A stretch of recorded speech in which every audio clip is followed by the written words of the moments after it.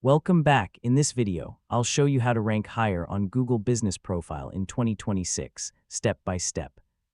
If you want more local customers, more phone calls, more website visits, and better visibility on Google Search and Google Maps, then optimizing your profile for higher rankings is essential. Let's get started. First, sign in to your Google Business Profile dashboard and make sure all your business information is complete. Your business name, address, phone number, website, business category, and operating hours should always be accurate and consistent across the internet.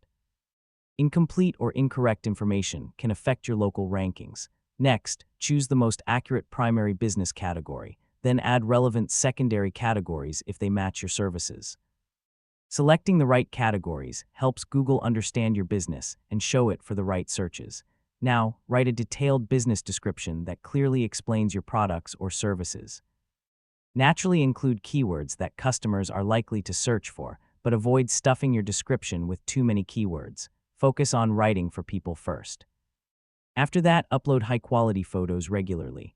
Add your business logo, storefront, office, products, services, staff, and completed work.